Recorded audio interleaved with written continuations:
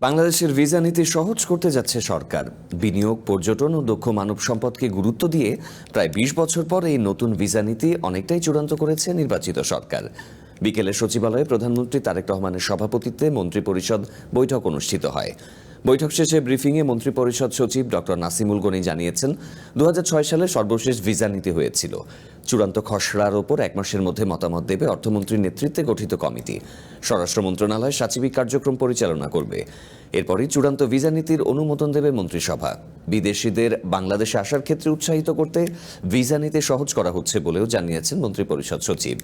নতুন ভিসা নীতিতে ৩৪ ধরনের ক্যাটাগরি করা হয়েছে বলেও জানান ডক্টর গনি।